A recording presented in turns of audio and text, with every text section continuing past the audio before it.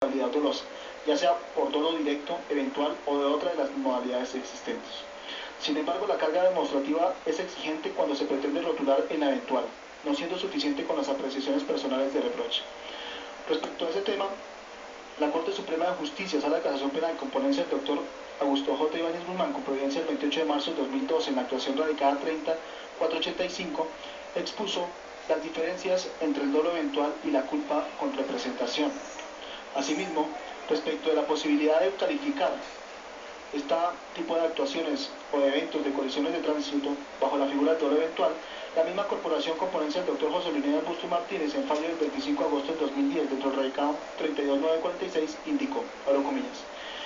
el dolo ha sido definido tradicionalmente como la simbiosis de un conocer y un querer, que se ubica en la vertiente interna del sujeto, en su universo mental. En materia penal se dice que actúa dolosamente quien sabe de su acción, es objetivamente típica y quiere su realización.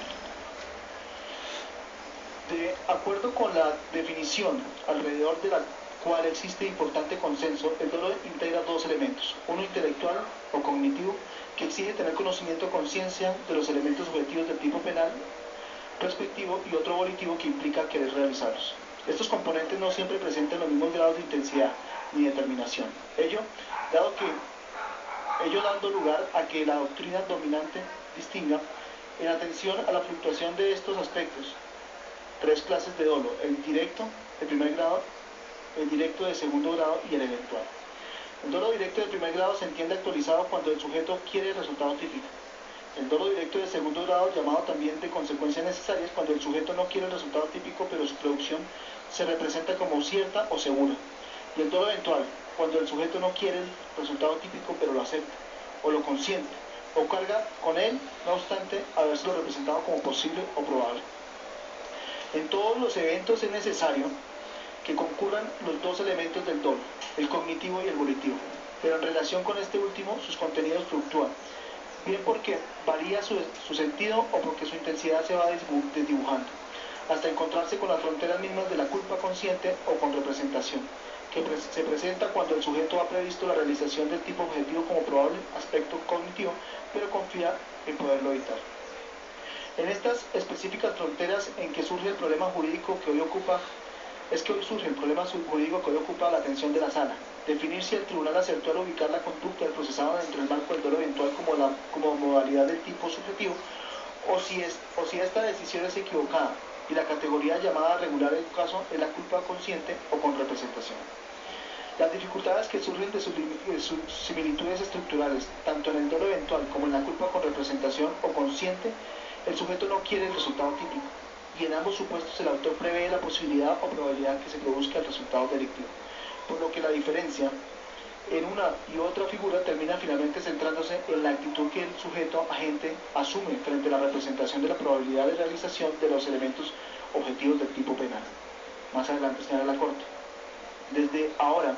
es importante precisar que la representación de esa teoría, aspecto cognitivo, está referida a la probabilidad de producción de un resultado antijurídico y no al resultado propiamente dicho, o como lo sostiene un sector de la doctrina, la representación debe recaer no sobre el resultado delictivo, sino sobre la conducta capaz de producirlo, pues lo que se sanciona es que el sujeto prevea como probable la realización del tipo objetivo y no obstante ello decida actuar con total menosprecio de los bienes jurídicos puestos en peligro. La norma penal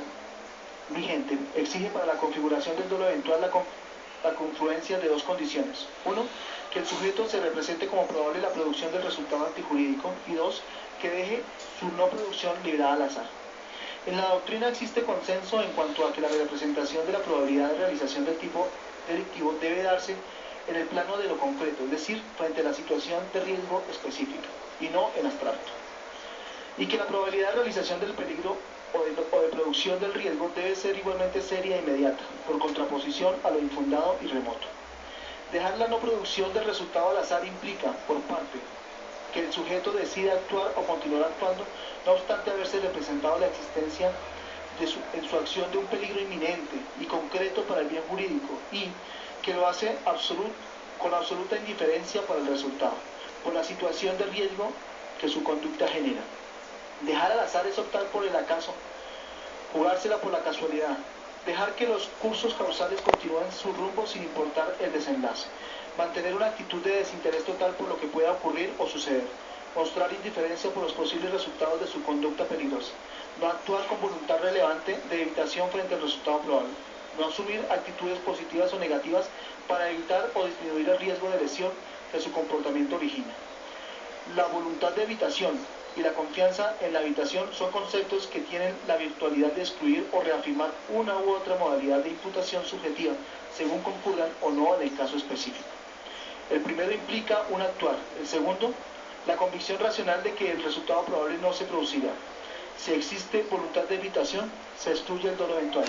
pero no la culpa con representación. Si existe confianza en la evitación y esta es racional, se afirma la culpa con representación y se excluye el dolo eventual. Las dificultades que suscita la comprobación directa de los componentes internos del dolo eventual, cognitivo y volitivo, han obligado a que su determinación deba hacerse a través de razonamientos inferenciales, con fundamento en hechos externos debidamente demostrados y en constantes derivadas de la aplicación de las reglas de la experiencia, como el mayor o menor grado de peligrosidad objetiva de la conducta, o mayor o menor contenido de peligro de la situación de riesgo, o la calidad objetiva del riesgo creado o advertido.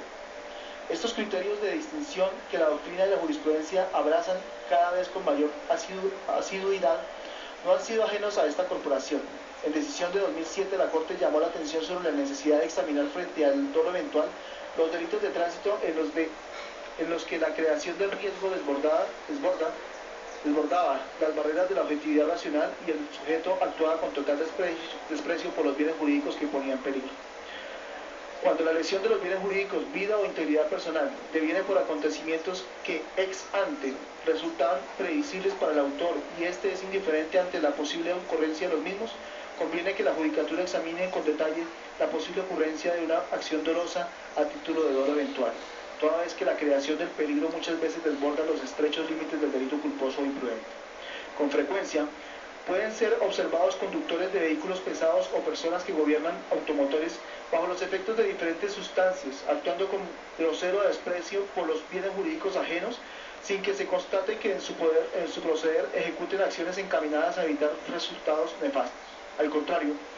burlan incesantemente las normas que reglamentan la participación de todos en el tráfico automotor sin que se les observe la realización de acciones dirigidas a evitar la lesión de bienes jurídicos, pudiéndose afirmar que muchas veces ese es su cometido. En tales supuestos no se estará en presencia de un delito culposo, sino doloso en la modalidad denominada eventual. Cierro comillas.